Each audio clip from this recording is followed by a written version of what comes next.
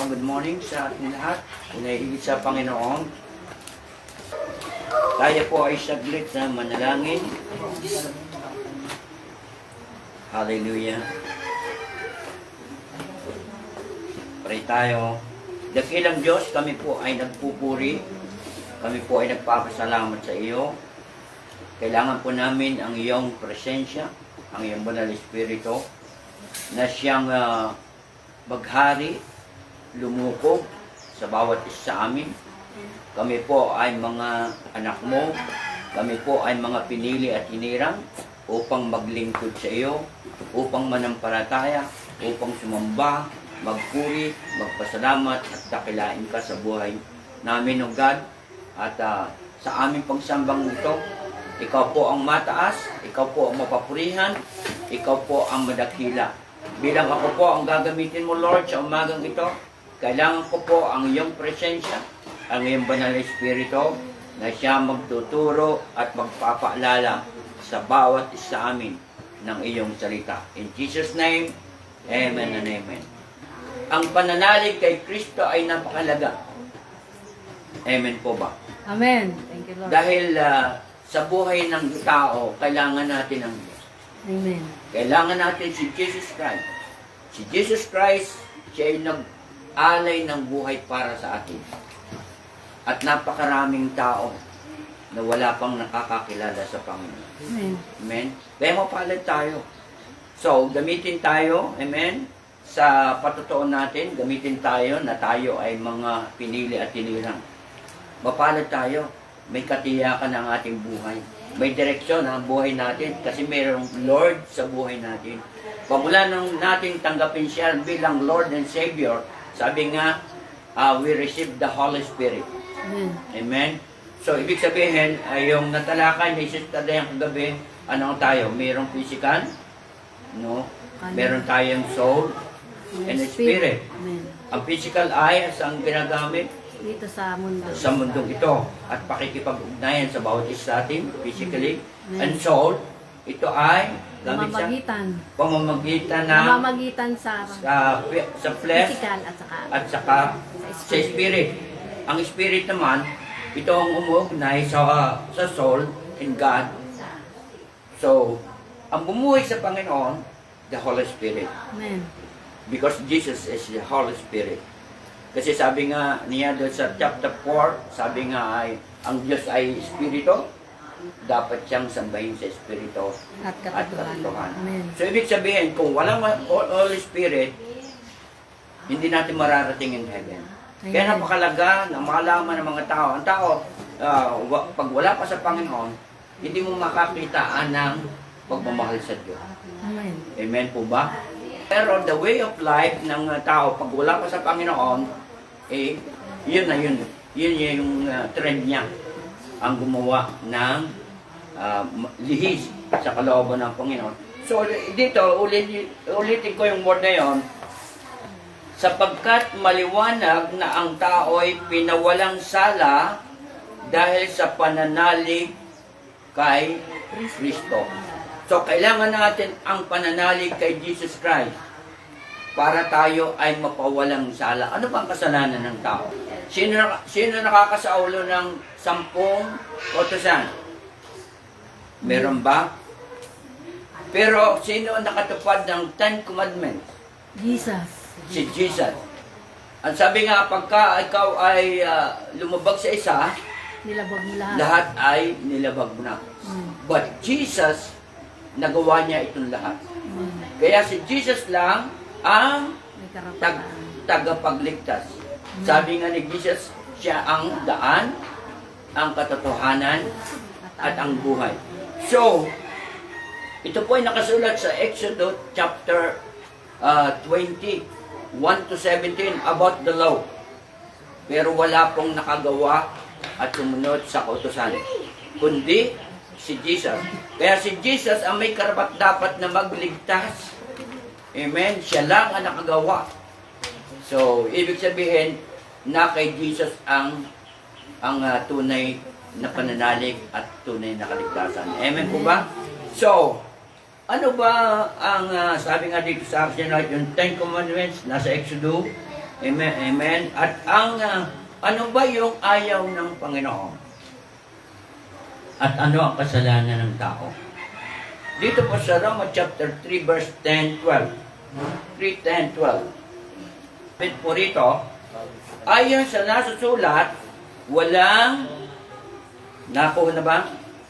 Walang matuwid, Wala. wala kahit isa. Sa 11, walang nakaunawa, walang umahanap sa Diyos. Amen. Makikita naman talaga natin talagang ang way of life ng tao ay lumayo sa Diyos. At sa verse 12, ang lahat ay lumihis ng landas at nagpakasama. Walang gumawa ng mabuti. Wala kahit isa. Ay patunay na ang taong wala sa Panginoon ay pupunta sa impyerno. Pero ang na kay Jesus ay saan pupunta? Sa heaven. Because of the Holy Spirit. Amen po ba? Kaya napakalaga sa bawat taong Holy Spirit. Romans 3:23. Anong sabi po rito? Sabi dito, sapagkat ang lahat ay nagkasala at walang sinumang karapat-dapat sa paningin ng Diyos. So, ibig sabihin tayong lahat ay hindi karapat-dapat nung wala pa sa Panginoon. Amen po ba? Pero ngayon, karapat-dapat na tayo. Bakit? Kasi may time tayo na dumalo sa fellowship, dumalo sa Bible study, dumalo sa pagsamba sa Panginoon. Amen. Kasi nasa puso na natin ang magpasalamat sa Diyos. Kasi yun ang udyok ng Holy Spirit. Amen? Ang lahat ng ito ay na dapat natin gawin. Kasi nga ang tao ay nagkakasala. So, paano natin ito magagawa? Sino ang batayan natin para masunod natin ang Ten Commandments? Upang masunod natin ang kalooban ng Panginoon? Upang magawa natin ang lahat ng ayon sa kalooban ng Panginoon. Amen? Dito sa John chapter 14:6. Ano sabi niya doon? I am the way, the truth, and the life. No one goes to Father except through Jesus Christ. So, ibig sabihin, magagawa na natin yung dating hindi natin nagagawa because of Jesus. Ibig sabihin, kailangan natin na makilala natin si Jesus. Amen po ba? Si Jesus lang ang daan. Si Jesus ang katotohanan. Si Jesus ang buhay. Na kay Jesus ang tunay na buhay. Amen po ba? At tayo ay maiaayos ang ating buhay because of Jesus. Amen? Napakalaga na at tayo ay mag-aral ng salita ng Panginoon. Amen? Hallelujah. At ito naman tanong, ano ba yung kasalanan na ayaw ng Panginoon? Ito po ay nakasulat. Dito po rin sa Roma chapter 1, verse mula po 18 hanggang 25. Roma chapter 1, 18-25. Ito po ang sinabi, nahayag mula sa langit ang puot ng Diyos, laban sa lahat ng kalapastanganan at kasamaan ng mga taong sumisiil sa katotohanan at sa pamamagitan ng kanilang kasamaan. Ibig sabihin, nakikita at pinatutunayan ang tao ay sumisiil sa Diyos at gumagawa ng kasamaan. Roma chapter 1 verse 18. Ang sabi doon, maging doon po sa verse 19. At sabi dito, ang maaaring malaman ng tungkol sa Diyos ay maliwanag, yamang inihayag ito sa kanila ng Diyos. Mula pa ng likhain niya ang sanlibutan, ang kanilang di nakikita at kanyang walang hanggang kapangyarihan, sapagkat Diyos ay maliwanag na inihayag ng bagay na ginagawa. Amen? Ginagawa niya. Kaya't wala silang maidadahilan. Verse 21. Kahit kilala nila ang Diyos, sila'y pinararangalan bilang Diyos. Ni pinasasalamatan man Amen. Sa halip ay paghahaka sila ng mga bagay na walang kabuluhan at nadimlan ang kanilang mga hangal na pag-iisip. Sila'y nagmamarunong, ngunit lumilitaw na sila ay hangal ng talikdan nila ang kadakilaan ng Diyos at walang kamatayan. Amen? Tinagdan nila ang kadakilaan ng Diyos na walang kamatayan at sampahin ang mga larawan ng taong may kamatayan, ng mga ibon, ng mga hayop, ng mga apat na paa at mga nilalang na nagsisigapang. Kaya't hinayaan na sila ng Diyos sa kanilang maruming pita hanggang sa magumon sila sa paggawa ng kahalayan sa isa't isa. Amen? Tinalikdan nila ang katotohanan tungkol sa Diyos at pinalitan ng kasinungalingan. Sinamba nila ang sinamba nila at pinaglingkuran ang nilalang sa halip na ang lumalang na siyang dapat papurihan magpakailanman. Amen? Malinaw na ang tao ay lumabag sa Diyos. Amen? Ginusto nila ang gusto nilang isabuhay. Pero ito ang nais ng Panginoon. Mabago ang buhay ng tao. Amen po ba? Nais niya tayo ay magkaroon ng direksyon ng ating buhay. Magkaroon tayo ng malinaw na pagkaunawa about God. Kasi si Jesus ang tagapagligtas. Wala nang iba pa. At siya ang nag-alay sa cross of Calvary. Siya ang naghandog para sa atin. Noong Old Testament, ang tao ay nagsisipaghandog para sa kasalanan. Anong ginagawa niya handog? Nag-aalaga sila ng toro. At kung ganong kalaki ang kanilang kasalanan, ganong kalaki ang dinadala nila sa paghahandog. Malaki ang ibinigay ng Diyos. Amen. Para sa ating kasalanan. Sino? Jesus. Si Jesus.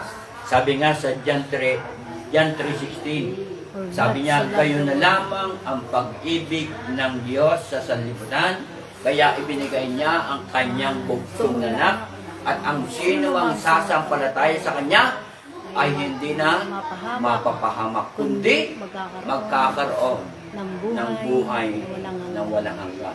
So, ibig sabihin, ang katuparan ng lahat para tayo ay mawala sa kasalanan, si Jesus. Amen po ba? Wala nang iba pa. Only Jesus. Amen. Kaya nais ng Panginoon maalala natin, matutunan natin, at ito'y mapag-aralan natin about Jesus. Amen. Di ba? Pero mapalit tayo. Kahit iilan. Dahil tayo ilan. Dahil kinikilala natin si Jesus. Amen. Amen. Hindi po masama ang kayamanan. Hindi po masama ang magtrabaho. Hindi po masama ang mangarap kung anong gusto mong maabot. Pero wag nating kaliligtaan si Jesus sa buhay natin. Amen. Amen. Amen po ba? Amen. Sabi nga doon sa sulat sa Emmanuel, anong ibig sabihin?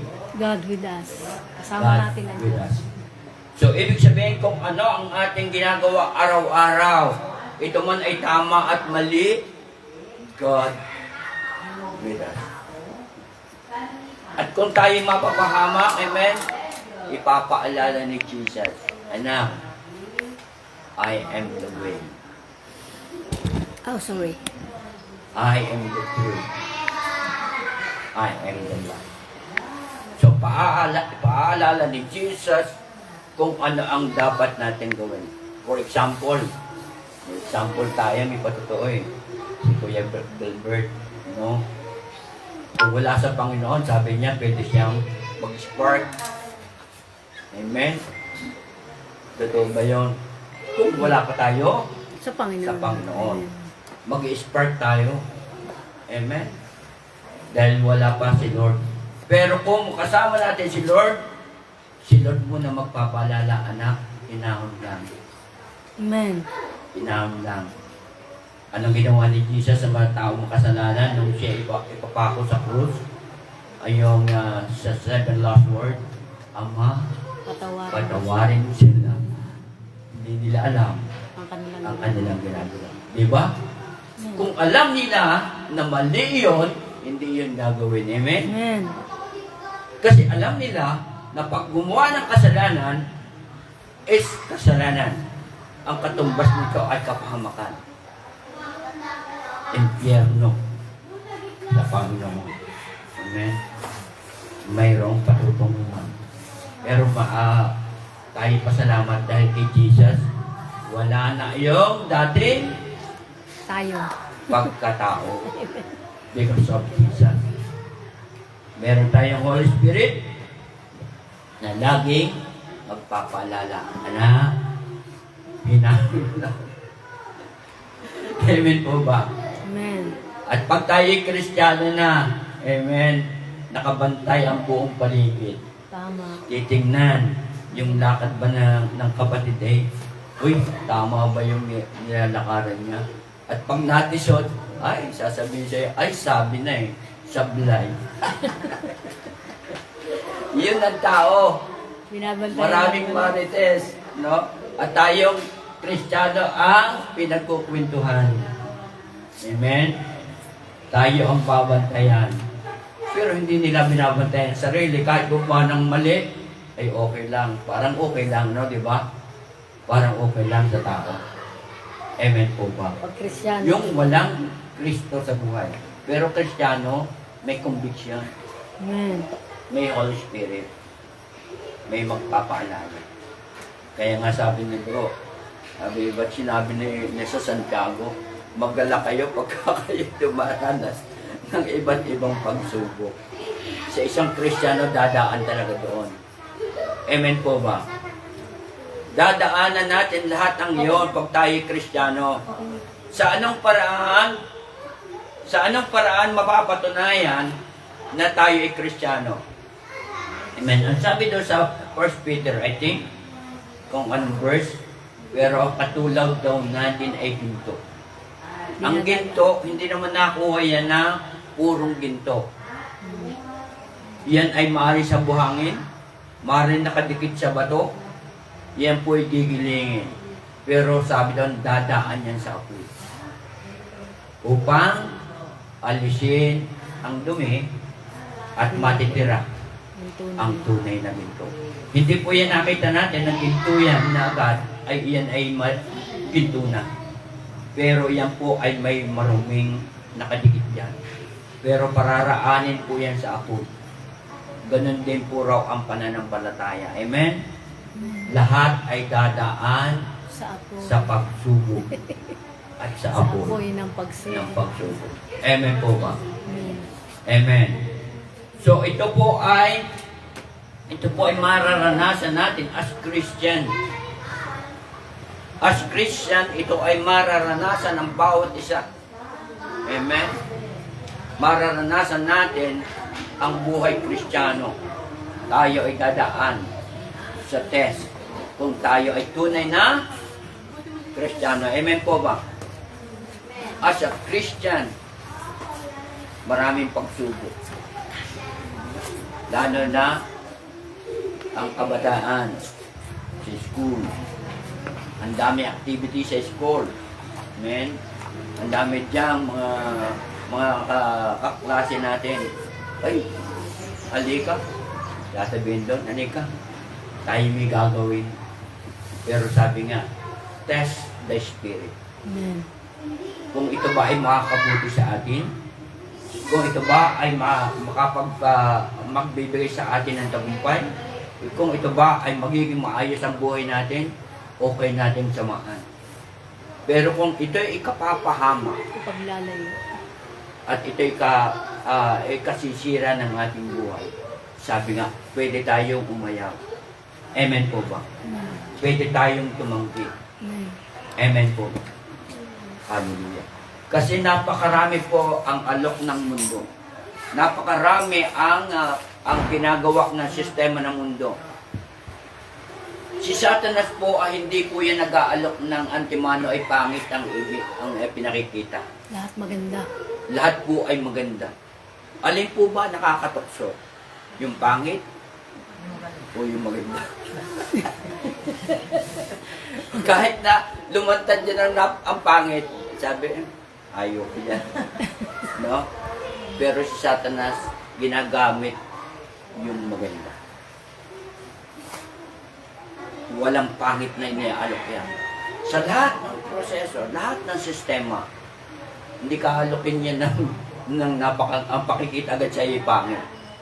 Ang ipakikita sa iyo, sasabihin mo, ang maaaring isipin mo, ay, sayang. Pwede. Pero, ingat. Ingat sa bawat pinakikita ni Satanas. Ang ating gagawin, amen, ay tama sa kalooban ng Panginoon.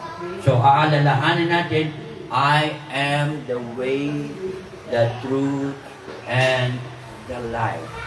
Only Jesus. Amen. Siya lang ang magliligtas sa atin. Amen po ba? Amen. Bakit nagagawa natin yung bagay na hindi kalooban ng Lord? Ito po ay nasa Roma chapter 7, verse 15 hanggang 20. Sa Roma rin po. Kung may naalala ko yung kanta, gusto kong Bumait. bumait. Ngunit hindi Magawa. ko gawa. 15:20, hindi ko maunawaan ang aking sarili. Amen? Tama ba yung salitang yon? Hindi ko maunawaan ang aking sarili sapagkat hindi ko ginagawa ang ibig ko, bagkus ang bagay na kinasusuklaman ko ang siya kong ginagawa. Verse 16, ngayon, sabi dito, Ibig. kung ginagawa ko ang hindi ko ibig, sinasang-ayunan ko na mabuti ang kautosan. Ibig sabihin, ang kautosan pa ang nagbuyo sa atin sa kasalanan. Kasi pag ikaw ay nagkamali sa isa, lahat ay iyon ang nilabag. 17. Kaya hindi na ako ang may kagagawa niyon, kundi ang kasalanang nananahan sa akin. So, ibig sabihin, yung kasalanan ang nag-uudyok sa atin para hindi natin yung magawa ang mabuti. Amen po ba? Ang kasalanan nag-uudyok para hindi natin magawa. Verse 18, alam kong walang mabuting bagay na nananahan sa akin. Ibig kong sabihin, sa aking katawang makalaman, kayang-kaya kong gumawa ng mabuti. Hindi ko lang magawa ang mabuting ninanasa ko. Ibig sabihin, gusto mong gumawa ng mabuti, Pero di mo magawa. pero hindi mo magawa. Sa sarili mong paraan, hindi mo magagawa. The presence of the Holy Spirit. Magagawa natin. Amen? Sa verse 19 naman, sapagkat hindi ko ginagawa ang mabuting ibig ko, kundi ang masamang hindi ko ibig ang siya kong ginagawa. Kung ginagawa ko ang hindi ko ibig, hindi na ako ang may kagagawa nito, kundi ang kasalanang nananahan sa akin. Ang kasalanan pala ang nagbubulid sa atin. Kaya napakalaga na ang lahat ng tao ay makakilala kay Jesus upang linisin ang ating mga kasalanan. Si Jesus ang nakatupad ng Ten Commandments. Si Jesus lang ang karapat-dapat sa harapan ng Diyos. Amen. Ngunit dahil kay Jesus, tayo ay naging karapat-dapat. Amen. At meron tayong batayan. Amen. Si Jesus. Sabi nga, ang pananalig kay Kristo ang magliligtas sa atin. Amen po. Amen. Ito bang palakpakan natin, Panginoon? Ito po sa 6:23 ng Roma Pabalik. 6:23. Sabi po rito, sapagkat kamatayan ang kabayaran ng kasalanan, ngunit ang kaloob ng Diyos ay buhay na walang hanggan sa pamamagitan ni Kristo Jesus na ating Panginoon. Amen. So, ibig sabihin, mayroong kabayaran. The wage of sin. Ano ang kabayaran? Kamatayan. Ibig sabihin, pag tayo, amen, ay gumawa ng mali, gumawa tayo ng kasalanan, po ay mayroong kabayaran, meron tayong pagbabayaran. Kamatayan po. Dalawang klase po ang kamatayan. Kamatayang physical at kamatayang spiritual. Amen. Pag namatay tayo sa spiritually, amen, wala nang pag-asa. Bakit? Yun ang magliligtas. Yung Espiritu. Yun ang Holy Spirit ang magliligtas sa atin upang magkaroon tayo ng buhay na walang hanggan. Ang buhay ng tao sa mundong ito ay pansamantala lang. Amen. Kaya enjoy natin sa presensya ng Panginoon ang pananampalataya. At darating yung panahon yun. Amen. Tayo ay magsusulit. Tayo ay magkakaroon ng buhay na walang hanggan. Amen po ba? Pangako yan. Kung paano si Jesus ay inilibing, namatay, at muling nabuhay. Amen po ba? May buhay na walang hanggan. Amen. Pero ang kaloob ng Panginoon ano? Ang regalo. Buhay na walang Buhay na walang na hanggan. walang hanggan. Yan doon po nakasulat sa John 3:16. Si Jesus ang regalo. Ang regalo ba, pag tayo niregaluhan, at pag nakita natin yung regalong yan, itatapon ba natin? Hindi. Ito ay Ingatan. ating minamahal. Lalo na ang nagregalo ay mahal natin sa buhay. Amen? Ito ay iniingat-ingatan. Lalo na, halimbawa, ang mga kabataan, dalaga, binata, pag yan po ay niregaluhan ng kanyang mahal, sinisintang, ingat na ingat yan. Dahil mahal niya ang nagbigay. Amen po ba? Hallelujah.